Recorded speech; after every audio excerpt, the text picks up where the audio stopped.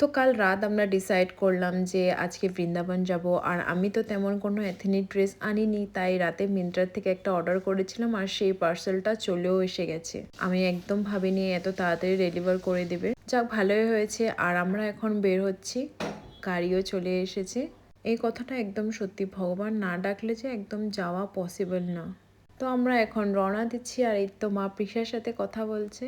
আর আমাদের বের হতে হতে প্রায় 12টায় বেজে গেছে। এখান থেকে নাকি 3.5 ঘন্টা 4 ঘন্টা লাগবে বৃন্দাবন পৌঁছাতে।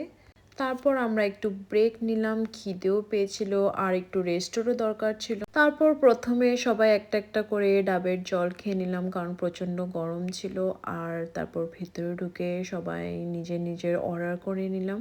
তারপর আমি ভিডিও করছিলাম, আর বাবা তো খুবই ক্যামেরা শাই, তবুও আমার জন্য একটু ক্যামেরার দিকে হাসছিল। আর এই তো গল্প করতে করতে আমাদের খাবারও চলে এলো। বাবার জন্য রুটি আর ডাল অর্ডার করা হয়েছিল, আর আমাদের জন্য নান আর পনির। তো খাবারটা বেশ ভালোই ছিল। তারপর আমরা আবার রওনা দিলাম, এখান থেকে প্রায় 1-1.5 ঘন্টার রাস্তা। তো এই তো আমরা ঢুকে গেলাম বৃন্দাবন, আর এটা হচ্ছে আমাদের হোটেল। আর আমি না সব আগের দিন বুক করে রেখেছিলাম। তারপর ঢুকে সবার আইডি জমা দিয়ে দিলাম। আর এই তো আমরা এখন লিফট দিয়ে উপরে রুমে যাচ্ছি। তো রুমে পৌঁছে গেলাম। এই হচ্ছে আমাদের রুমটা। এখানে 2টা বেড আছে, একটাতে বাবা শুয়ে পড়বে আর আরেকটাতে আমরা 3জন শুয়ে পড়বো। তো আমরা এখন রেডি হয়ে গেছি, আর এই সেই ড্রেসটা যেটা আমি কালকে অর্ডার করেছিলাম। আর এই তো আমরা বেরিয়ে পড়লাম। প্রথমে আমরা চলে এসেছি বাকি বিহারী মন্দির। আর মাকে কি কিউট লাগছে। আর এমন বলে না যে যতক্ষণ ভগবান না ডাকে তোমরা মানে আসা যায় না, সত্যি তাই। আমরা তো ভাবিও নেই যে আমরা এইভাবে হঠাৎ বৃন্দাবন চলে আসব। তারপর মা ঠাকুরের জন্য ফুল নিয়ে নিল, আর বাবা একটা পণ্ডিতজিকে পেয়েছিল।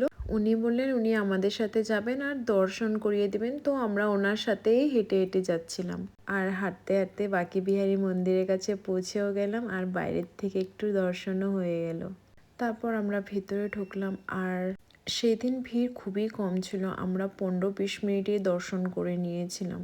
সত্যি ওনার ইচ্ছা ছাড়া যে কিছুই হয় না। এইভাবে দর্শন করতে পারবো কোনোদিন ভাবিনি। মানে আমি এক্সপ্রেস করতে পারবো না যে আমার কতটা ভালো লাগছিল। তো আমাদের খুব ভালোভাবে দর্শন হয়ে গেল। আর এখন আমরা এখান থেকে বের হয়ে যাব প্রেম মন্দিরে। তাই একটু জলদি জলদি যাচ্ছি, কারণ প্রেম মন্দির নাকি 8টার সময় বন্ধ হয়ে যাবে। তো আমরা এখান থেকে বেরিয়ে পড়লাম, তারপর গাড়িতে উঠে পড়লাম। উঠে আমরা এখন যাচ্ছি প্রেম মন্দিরে। আর এখানে গাড়ির পেমেন্টটা এইভাবে করতে হয়। তারপর আমরা পৌঁছাতে পৌঁছাতে প্রায় 8টা বেজে গেছিলো, আর প্রেম মন্দির বন্ধ হয়ে গেছিলো। রাতের প্রেম মন্দিরটা দেখতে খুবই ভালো লাগে, কিন্তু আমাদের ব্যাড লাক দেখা হলো না। তারপর আমরা ওইখানে একটু কেনাকাটা করে নিলাম।